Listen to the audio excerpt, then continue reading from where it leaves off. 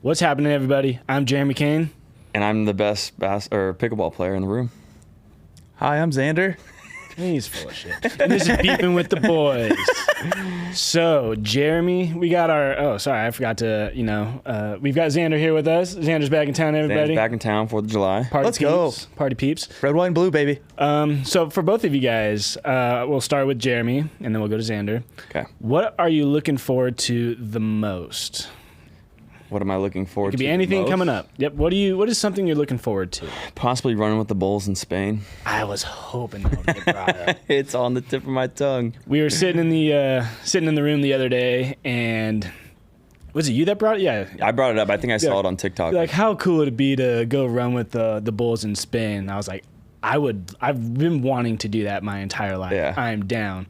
And then we looked it up, and it's actually next weekend. Yeah, it's the 7th through the 14th.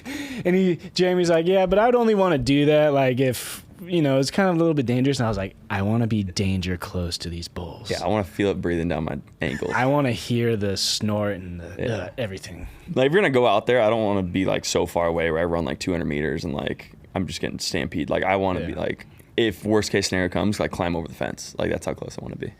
I want to, like, potentially backflip onto one and ride it. What is this, like the Lion King?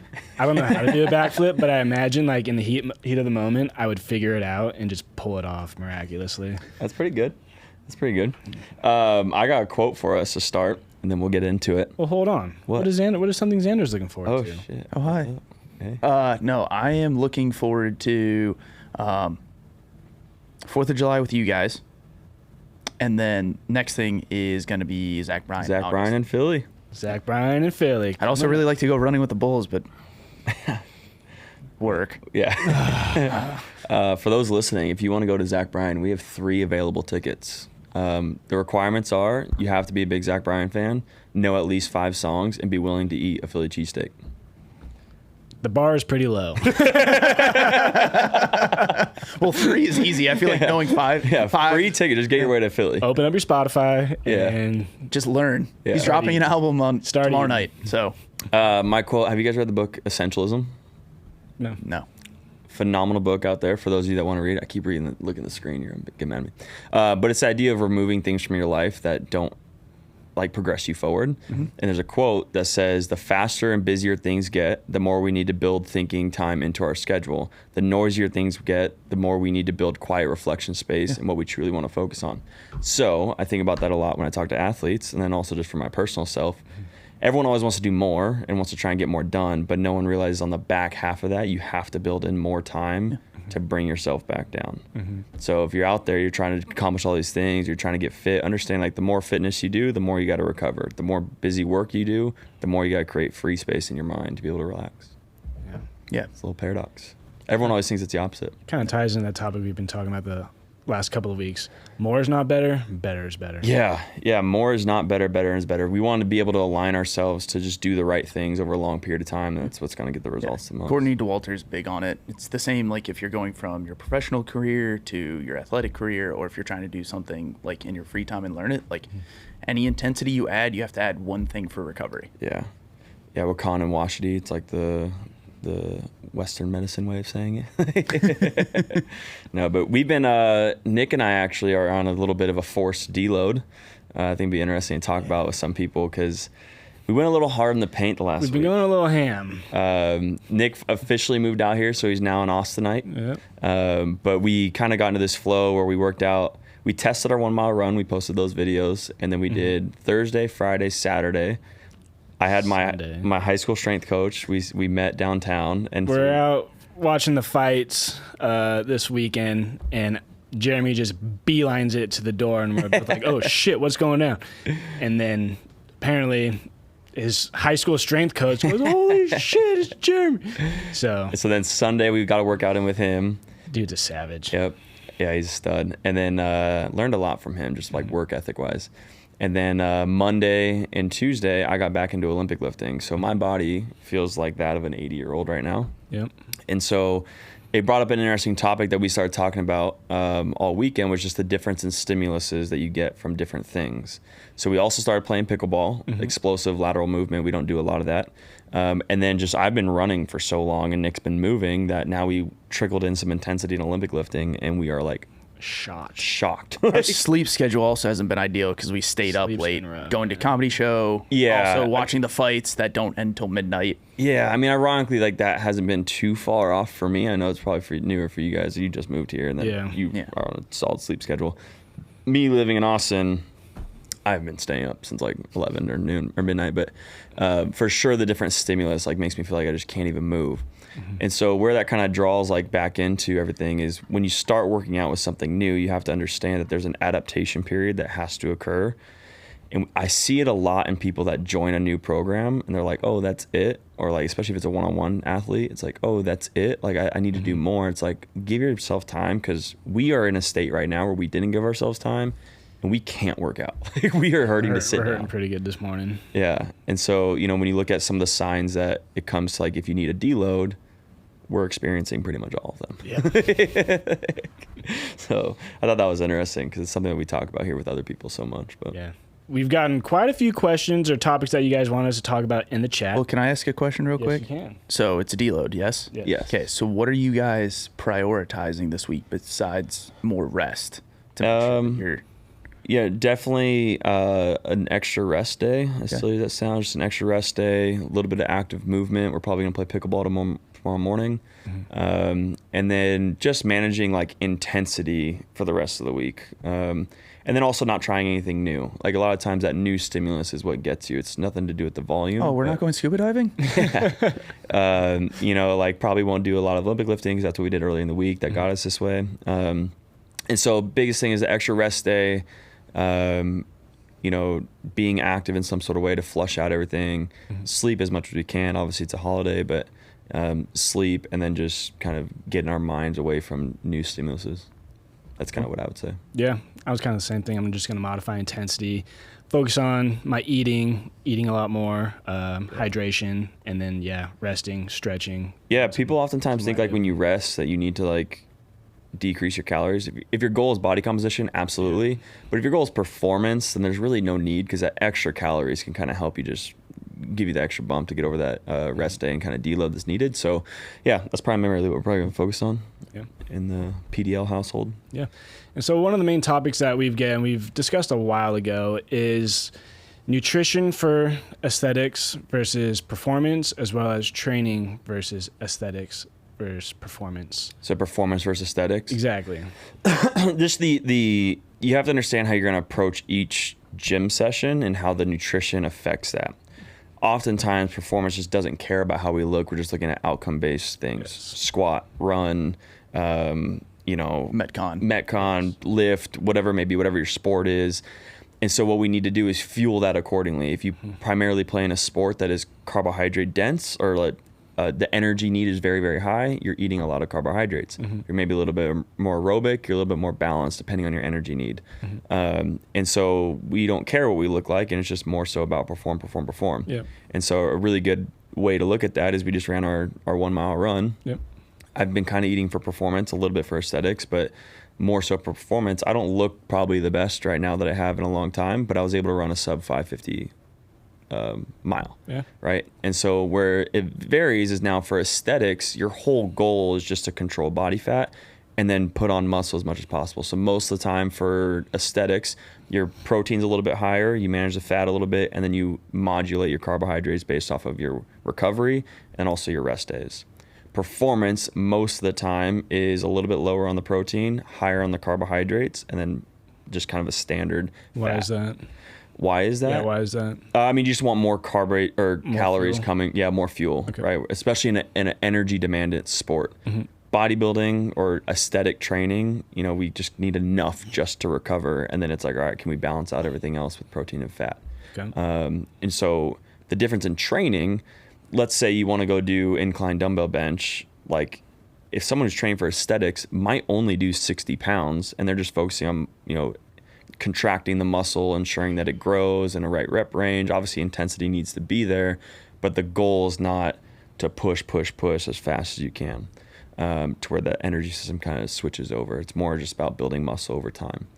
Is that making sense? Went down a little bit of rabbit hole there. Oh, yeah. But I think it's important because oftentimes we get people that have mixed goals. The mixed goals of Yes. I want to look good, but I also, want to want to perform. yeah, and a lot of times when you're training for performance, we just kind of leave it open to your genetics and kind of like, here's how you just generally look. I am a bigger frame person. Nick is a little bit smaller frame person. Every pound of muscle. He just called you small. Nick's the jack. It's rude. So like every pound of muscle 200, baby. every pound of muscle that Nick puts on is going to look drastically different than mine, right? Or like we're probably similar body fats. It's just the way we kind of sit is a little bit different. If I wanted to, I could probably get down to a 6%, 7% body fat and just look crazy shredded. But I would venture to say that my lifts and maybe some conditioning stuff are going to Yeah, suffer. your performance would suffer. Yeah. So it's a kind of a happy medium of what you want to do. Okay. Interesting. So what could be some advice for people that are possibly wanting to get into, they want to look good, but they also want to perform well? Like what could be some nutrition things that they can look for? Yeah, I would say just controlling your fat intake. Okay. Why fat intake? I mean, it's fat being stored in the body, right? Like if you're eating too much of it, then obviously that's a problem. Yeah, Okay. if you're going out to eat, you're going to... Yeah, and the reason why I say that is because while aesthetics is not the goal of performance, Yes. if we are eating to match our energy demand with carbohydrates, and as long as we're putting out that same energy, then we should theoretically be able to stay a little bit leaner. We're not going to put on that little cushion that we like. Okay. Most of the time for performance athletes, we go up a little bit in body fat percentage is like a kind of a happy normal, or happy medium, I should say. So if you are worried about that, then we definitely want a higher carbohydrate diet with lower fat, as long as your exercise is meeting that carbohydrate demand. We don't want to be like, we're performance athletes, work out for 45 minutes, throw carbohydrates up to 50% of our calories, and then we're putting on weight. And we're like, but Jeremy said. Yeah. So this leads into another question that we've gotten is, what are we eating to prioritize what we're doing in the gym? So we actually just signed up for an event, Rally in the Valley, put on by my friend Matt and Emily Stevens out in West Virginia.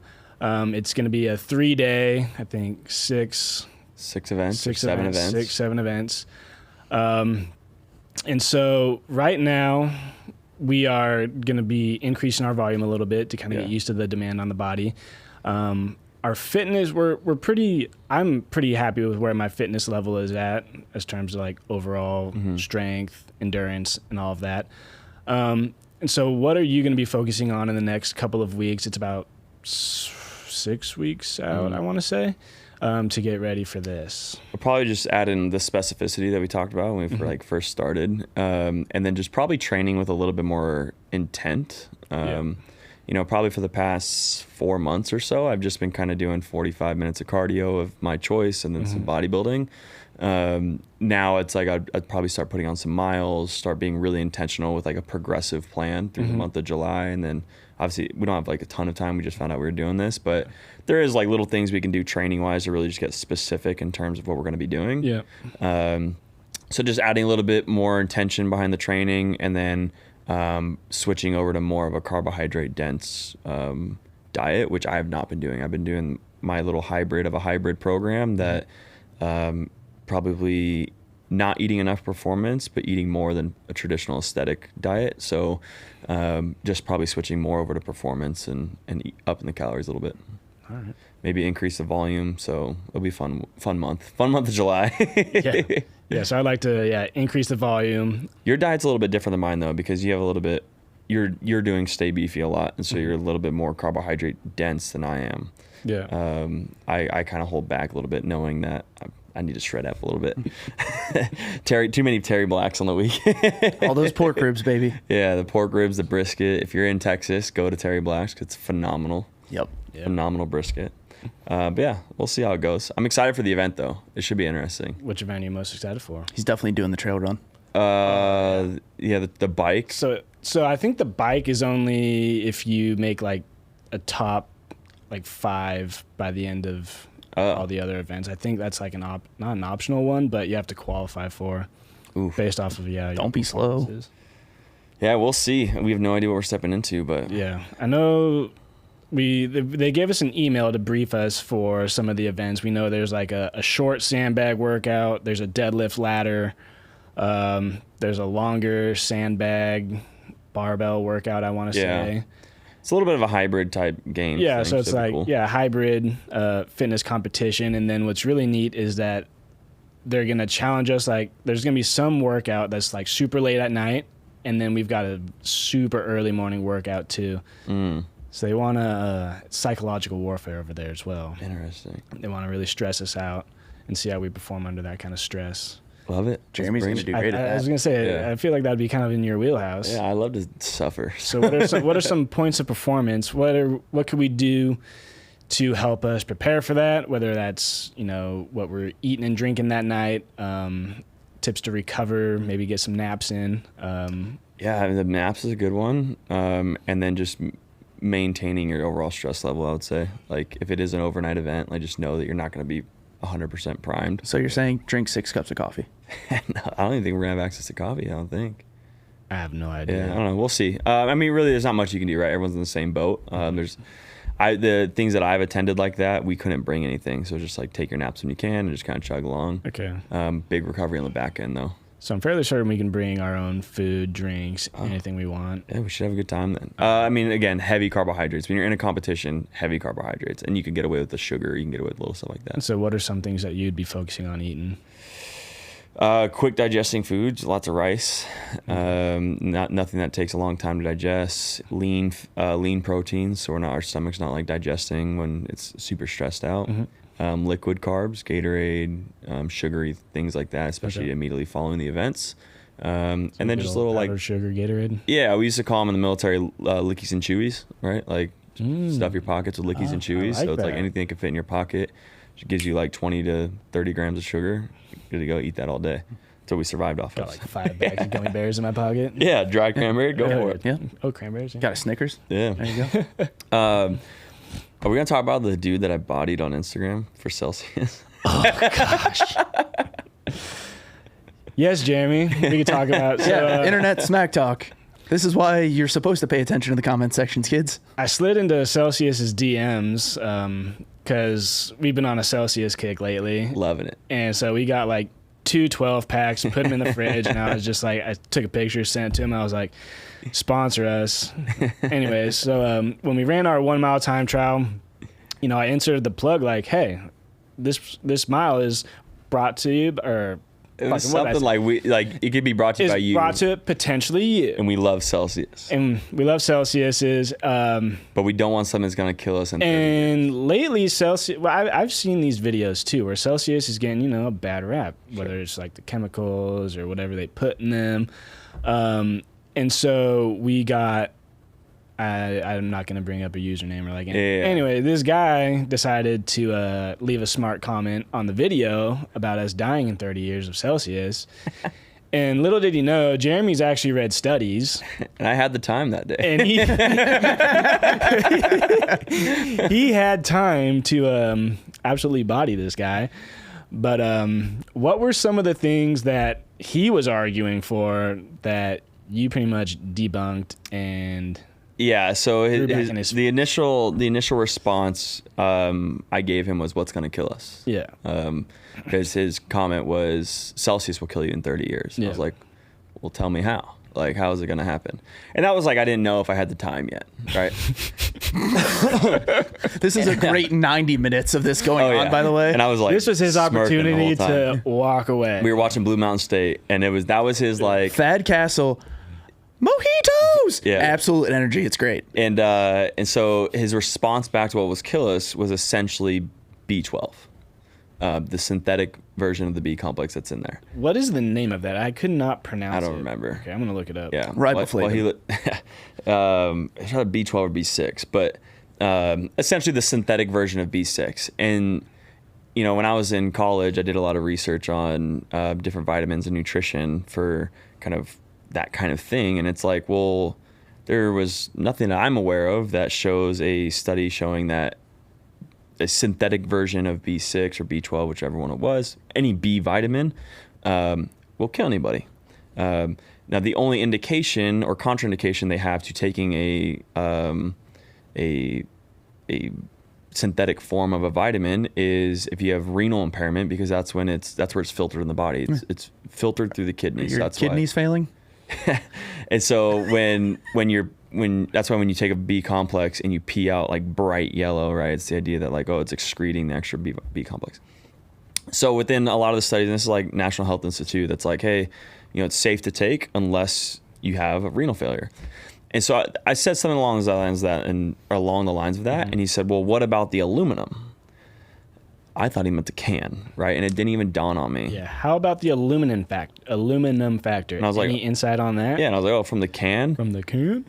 And he's the next comment. Do you want me to read it? Go for it. Aluminum is present in the preparation of that big word, cyanocobalamin.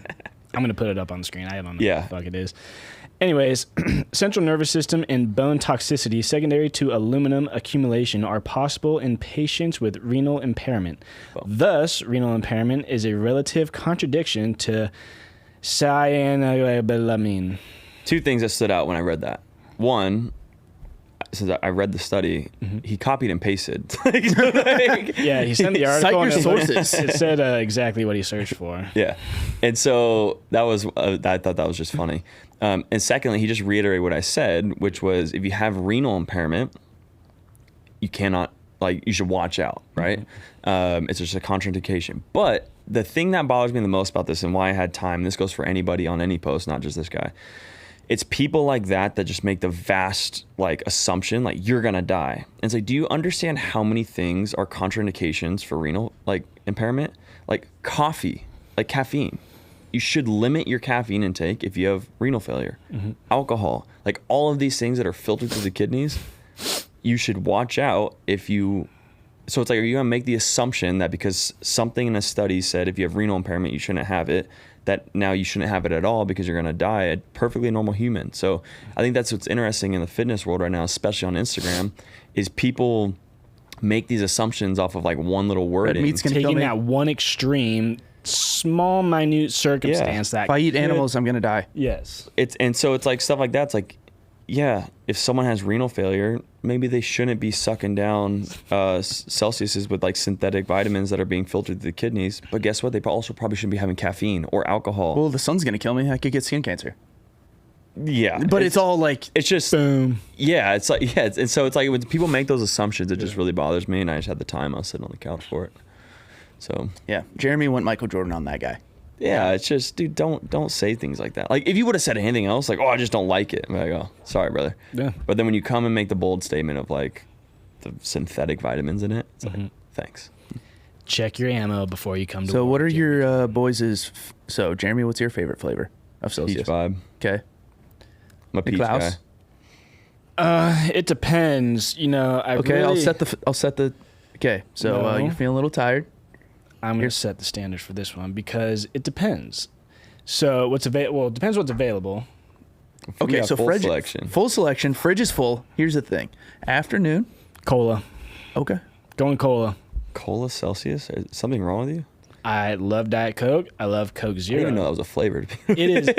It tastes like Coca-Cola. It's really good. Never had it. It's very refreshing. Gives you that perfect amount of energy kick. But yeah, Coca-Cola. That or Tropic. I like the tropical one. Tropical vibes. Great choices. Interesting. You've never had the Coca-Cola flavor? No, dude, I get That it. was the very first one that I ever had. Changed my life. I'm a different person because of it. Proud of you. Learn something new every day. Yeah. Yeah, I'm a big tropical or peach guy. Yeah. Well, I don't think they have because they only have the packs of them in the stores now. Yeah. You can't find the individual. Always ones. got to default to the fruity ones. Checks out. That checks out. Hey, it's July 3rd. Yeah, we'll see about that. We'll see. All right, let's see. Must have equipment for your home gym. Ooh. Let's say 5 essentials. 5 essentials. Mm-hmm. Barbell, rower. Ooh, why the rower? Oh, I'm sorry, not barbell. Not a bar. Not barbell. Maybe barbell, but I need to go in order because my brain, that's how it's going to work. Pull-up bar, Yes. rower, dumbbell, box, Okay. and then we're going to go a medicine ball, like a wall ball. Those 5. Okay, so why did you choose the rower over. It's just a little bit more full body. Okay. Yeah. It's a little bit more like you're hinging, you got to pull with your lats, you got to arm pump. Like you can change the intensity based off what you're doing fairly easily.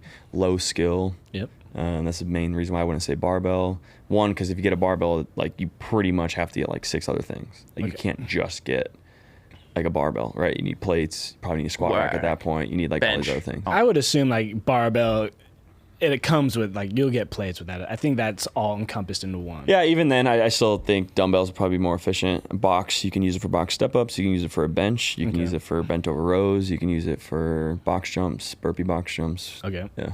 What about you, Xander? So with mine, okay, so I would say C2 bike.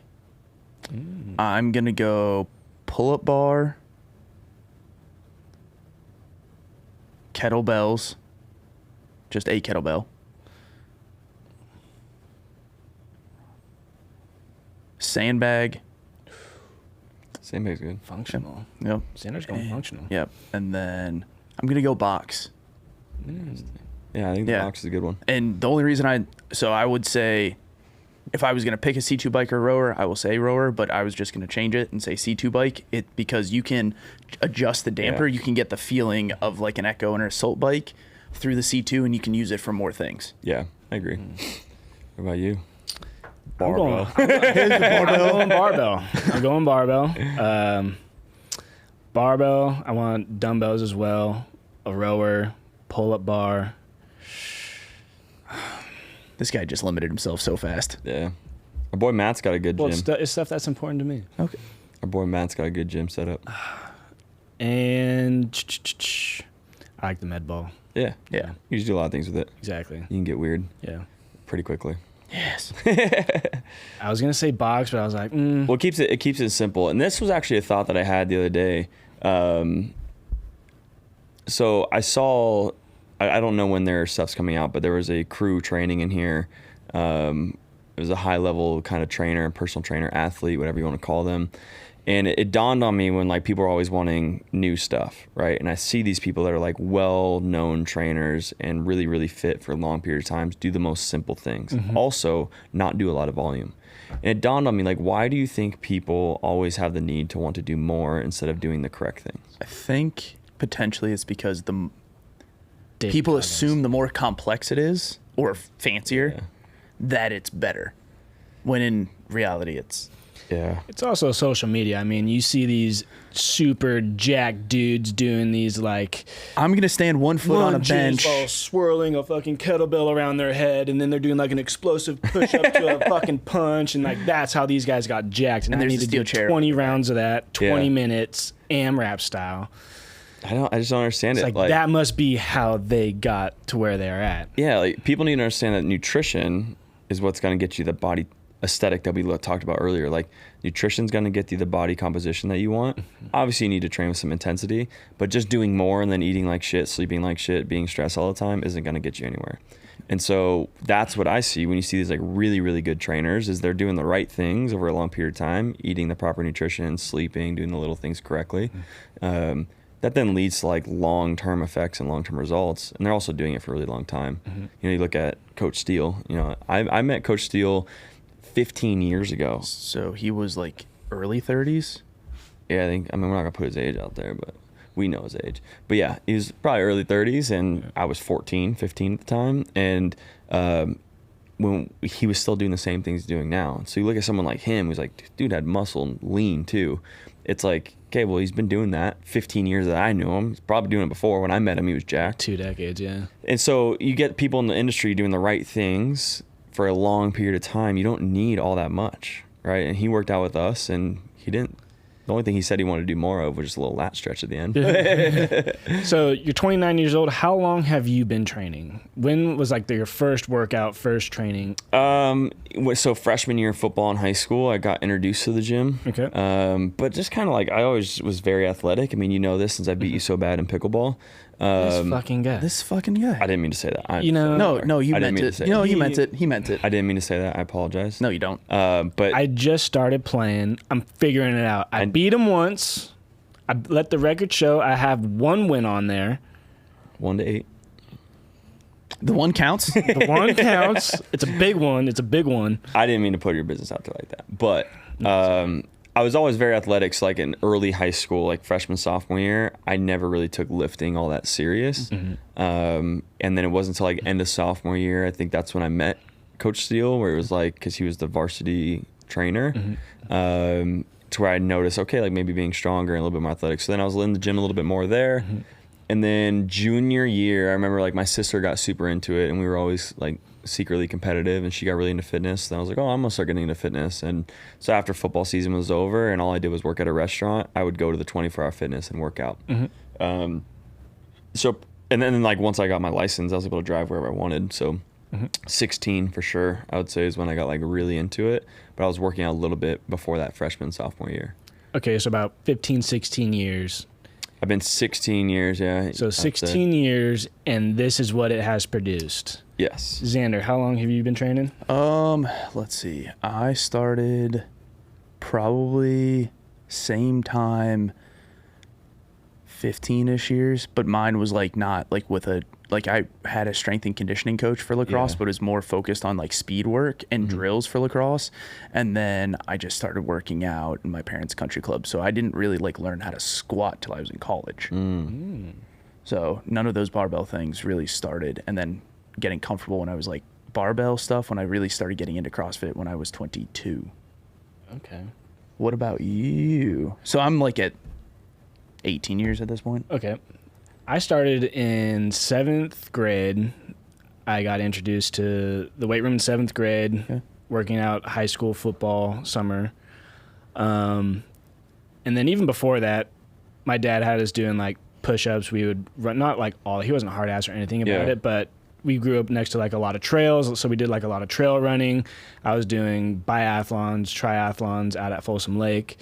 Doing all the push-ups and sit-ups in the garage and whatnot, but introduced to the weight room in 7th grade and then 7th, 8th grade, all through high school, 2 years in college. And then even after I stopped playing football in college, I still, at the JC, I was in a weightlifting class. Then I took maybe like a 2-year hiatus. No, even when I was in Sac State, for one of my classes was Olympic weightlifting. Yeah. And so I've been in the gym consistently since 7th grade. Yeah, I mean, that's pretty much like... And so needless to say, is what I wanted to just bring home is that we have built such a foundation of skills and fitness that will allow us to do like the fancy and shiny things. Yeah. But we did not start off doing handstand walks, ring muscle ups, all these crazy, fancy, flashy movements and whatnot. Well, you guys probably, like me, bench press, bicep curls, squatting. I mean, I was very fortunate. I had Coach Steele, and he created a program for us. And so, I mean, even before that, I was around high school football a lot, like even like 5th grade, 4th grade, I was the water boy and like the ball boy for the local high school. So I was doing like sprints with the team type thing. I just didn't realize what I was doing, but definitely in high school, like I had a structured program. And then I was just kind of like super into it. And so I think it like drives home your point. Like we've been doing it for so long that's why we can do the fancy things. I remember when I was in high school, or even shortly when I was getting ready to go to the military and I was working out with Coach Steele still, it was just about doing like really hard things at a proper intensity, but nothing was flashy. We did sand sprints, we did barbell lunges, we did pull-ups, weighted dips, and we just did it consistently over and over at a really good intensity. And so it just always, it's interesting because if you have someone do the same thing over and over for 4 or 6 weeks, the most common thing we get is, I want variety. But then they'll PR everything. And it's like, well, why do you want variety if you just doubled your squat? Like you're doing 20, 30 pounds more in your squat, you're running faster than ever, and then you're going to complain because it's not variety. It's like, if you're looking for flashy, not us, right? We just stick to kind of the basics and keep it going over time. But also, I get this pool, you're probably going to get at the pool now that you're here in Austin. It's like, you're like, oh, how do I get abs like you? How do I like lean out? And it's like, there's just a foundation built for so long. And then, my eating dirty is probably what other people would imagine to be like the cleanest eating ever. Like, and so it's like, that adapts over time. And that has adapted for me over time. When I was 16, I thought I was eating super clean. But the more you're continuously learning, and now it's like I look back, I'm like, I was eating like shit, man. And so it's just really interesting from that perspective as well. Yeah, so not only is it more effective to do keep it simple, stupid. But since training here, we get, front row seats to watching NFL guys, these high caliber UT guys coming in and training, and they're doing the most simplistic but effective shit. And for one, it's effective. Yeah. Two, the risk of injury is very, very low. Yep. You're doing all these flashy, cool movements, risk of injury goes up, effectiveness goes up. Yeah, and that's something I would just pose to anybody. Why are the best in the world keeping it simple? And like, we're talking the real best in the world. Yes. We're not talking about like the person who has like 500,000 followers on Instagram. No, you're Olympians. The Olympians, I think Collective does a really good job about it. Like, they have really solid trainers here. So if you look around the room, what are they having their clients do? It's something I study in any gym I go to, but especially here, it's like, what does Tim have the NFL guys doing? What is, Tess, we're going to get her on here eventually one of these days, but what does she have her personal training clients doing? And it's like, it's really simplistic with a good intensity, just stacking the wins, right? And getting to the point. So it's like, that's something I always ask myself, and it's something I always fight with people on. It's like, why are the best in the world keeping it simple, but yet you, Stacy, Tom, Joe, whatever your name is, wants to complain because your BMI is 35 and you don't have enough variety? Mm-hmm. So you sure as shit have enough variety in your diet. Might as well. So I don't know. It's interesting. I think about that a lot. I don't think am I guilty of doing because I know on like my social media, like my posts and like whatnot, I'm not doing. I mean, I write your program, so let's not. Let's not go that route. I've never seen that from you. And no, I mean, the thing is, like, it's I'm people not doing flashy. There's a difference between like, okay, I'm doing CrossFit. Yeah. People assume like there's some really goofy shit. It's the people that act. Okay, strength and conditioning has been around for a long ass time. Yeah. So it's the people that act like they created something new, and you'll never catch me saying that. Be like, I just found this new way to program that's going to get you super fit. So Nick does things that are functional fitness and extreme. Yeah, but I think you guys I might not have worded that the right way. So I was meant to say is like, I'm not doing the most flashy, like extravagant stuff. Okay, that's what I was trying to nail home. Yeah. No. I'm talking about the people that like Bosu ball single leg like dumbbell snatches. Yeah. And it's like, why?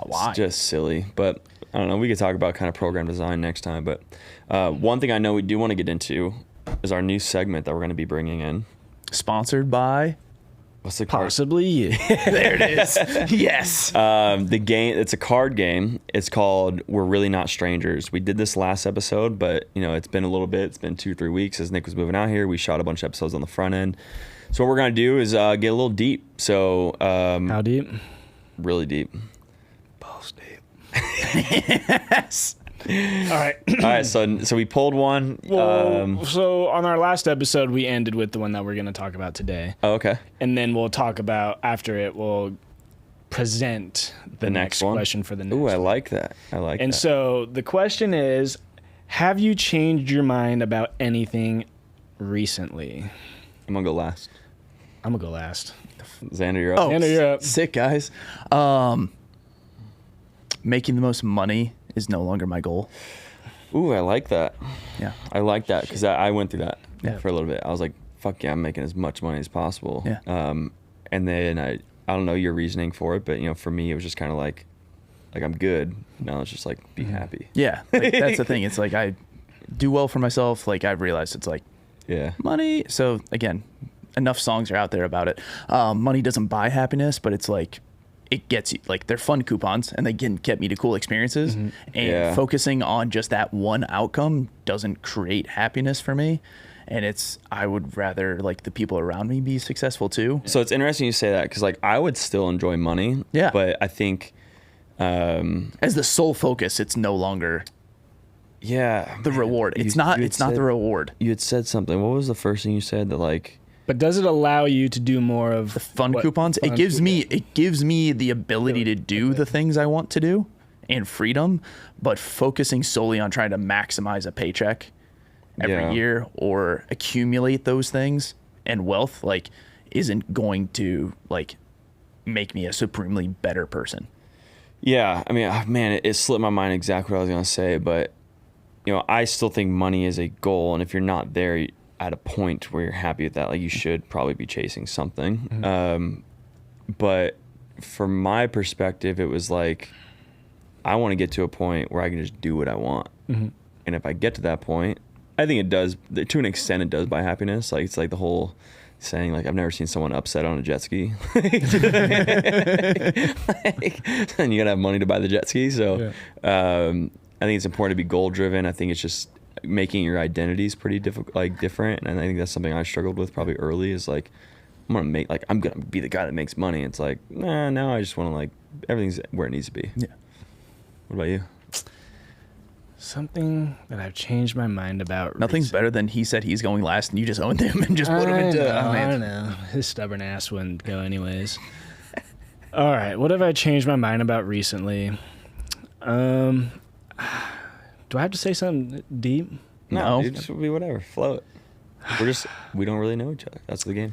Well, lately I've been thinking about how over like the last like year or so, I've been like, this has to do with like social media and whatnot, because it's most of my work. Keeping it like super professional and not allowing people to see more of like my personal life and personal side. Yeah. Thinking that was what I wanted to do, or what I thought I needed to do to grow the business and whatnot. You know, everything needs to be professional and concise and thought out and whatnot. And lately I've been thinking about letting people in more. I love Changed that. my mind about that. People need to know the real Nicholas Solo. Yeah. There's a difference between LinkedIn and Instagram. You know, I think I haven't shared with the world yet that, you know, I've changed my breakfast up, so I'm not like... He's not doing the egg flip. No, we want egg anymore. flips. This concoction that has been brought to my attention, consisting of... Am I allowed to, can I say? Yeah. I mean, it's... All right, Trader Joe's, let's go. Sponsor this episode. We've got a cup of oats, microwave, 1.5 minutes. Boom. 3 strips turkey bacon, chop it up, put it in the pan. Throwing in some of this veggie mix from Trader Joe's. Yep. Unfortunately, they were out of today. Yeah, they were out. And then 2 eggs with some egg whites. Mix that all up. Throw that on top of the oats. Put a little pico de gallo on there. Jesus, kiss me. That is so good. So good. So I created this invention like years ago, and everyone always thought it was weird. But here's what used to happen. I used to drive 45 minutes to work. And so when I was younger, just didn't really prep anything. And so I would cook oatmeal, and then I would cook eggs.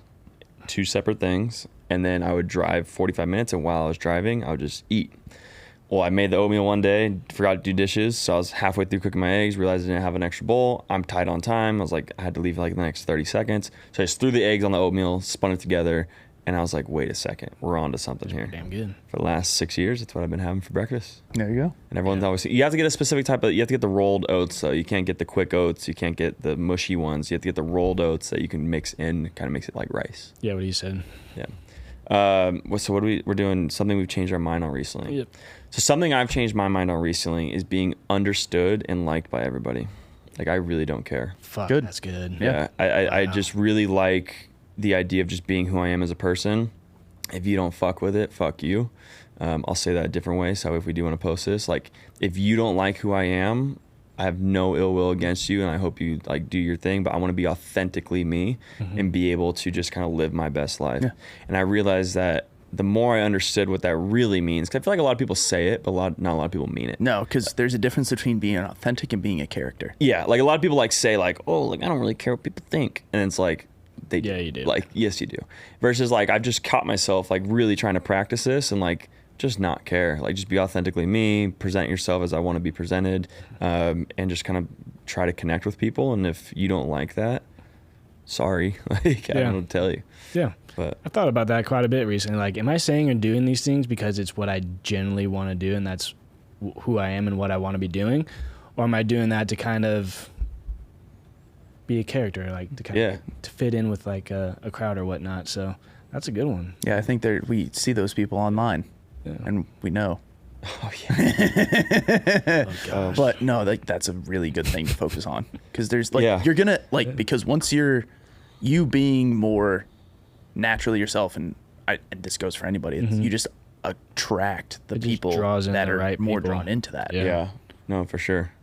So, all right, what's next week's? So next week's question: what title would you give this chapter in your life? Love that. Cool. Well, think about it. Xander, thanks for joining us again. Of course. Hybrid, beefy. It's going strong, baby. Yeah, Performance Driven Life on Instagram. we currently have our annual sale, annual 50, limited time. So if you guys listen to this and it's still there, Use it. use it. Reach out to us if you need anything. Ask us questions. We love. That's pretty much what the podcast is. We're just kind of bullshit, talk amongst friends, and get some guests on here, but also just talk about topics y'all want to hear. And really appreciate you guys listening to Beefin with the Boys. Please like, subscribe, share with all your friends. Feed Merv. Merv. All right. Thank you guys.